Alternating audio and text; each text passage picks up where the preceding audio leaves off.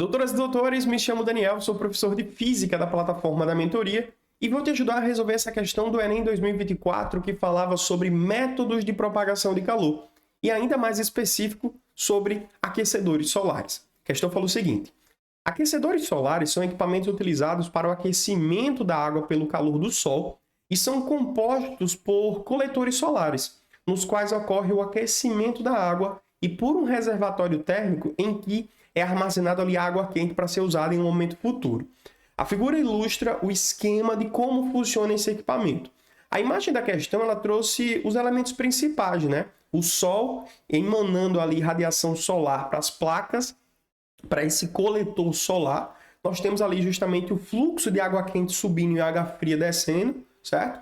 E as duas partes também nessa imagem tem um reservatório de água e a citação que existe um revestimento térmico nesse reservatório para impedir que o calor que esteja na água ele seja dissipado para o ambiente, certo?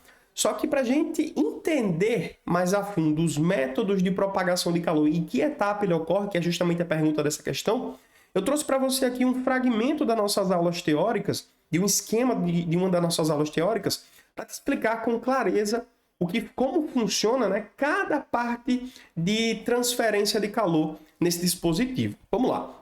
A princípio, pessoal, você tem que lembrar que o calor que vem do Sol, ele passa justamente por uma região do espaço em que não existe matéria, certo? E perceba que a única forma de se propagar calor sem a necessidade de existir matéria é o método de propagação de calor por luz, ou seja, irradiação térmica. Então, a princípio, você tem que lembrar que o primeiro método de propagação de calor que existe ali é o método de propagação na qual o Sol envia para onde? Envia justamente para as placas coletores. Então, nós temos ali o método de propagação de calor chamado de irradiação. Tranquilo? Agora, Daniel, depois, qual seria a próxima etapa? É super interessante que você perceba que existe aqui nessa placa solar algumas configurações técnicas muito específicas. A primeira coisa é porque essa caixa é escura. Lembra que uma caixa escura, a coloração mais escura, ela vai absorver mais radiação, certo? E também vai emitir, claro.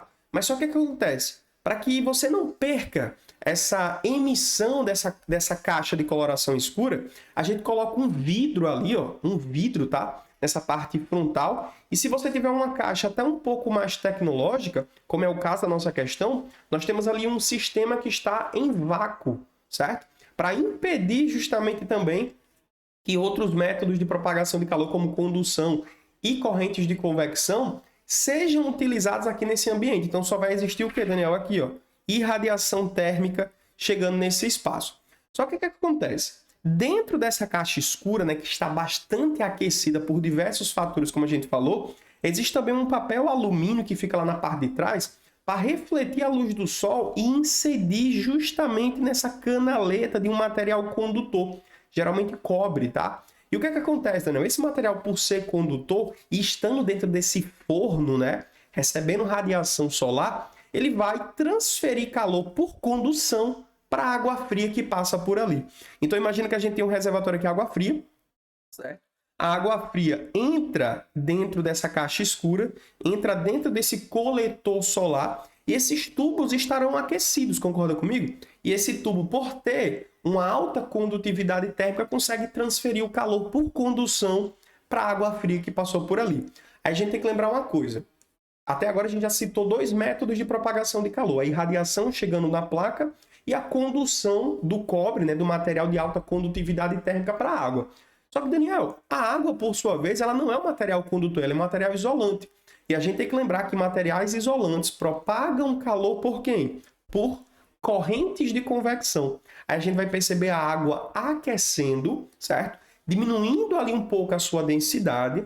Nessa diminuição de densidade, ela tende justamente a ocupar regiões superiores, certo? Desse reservatório. Então, a tendência é que a água fria sempre, olha só, seja direcionada para o tubo, para a câmara de aquecimento, né, que seria o coletor solar, e a água quente, olha só, ela tende a ascender, tende a subir e ocupar regiões superiores desse reservatório térmico. Então, esse esquema que a gente trouxe nas aulas teóricas da mentoria, né, foi um esquema muito similar ao que o próprio Enem trouxe, certo? Então, a gente percebeu que houve irradiação do Sol para a placa, condução térmica dos tubos para a água fria e justamente método de propagação de calor por convecção térmica, correntes de convecção dentro da água, né? Então a água quente sobe, a água fria desce e você tem justamente esse reciclo dos métodos de propagação de calor que foram intensificados nesse processo.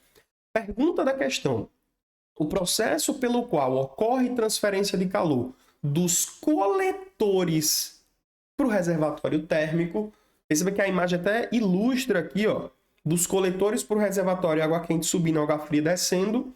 A gente só pode marcar o quê, Daniel? Só pode marcar nessa questão, depois dessa explicação, correntes de convecção. A gente percebeu que irradiação não é, porque a irradiação vai acontecer especificamente do Sol para a caixa coletora, a condução vai acontecer especificamente do tubo para a água fria. Perceba que a absorção acontece sim, quando essa caixa escura retém esse calor, né?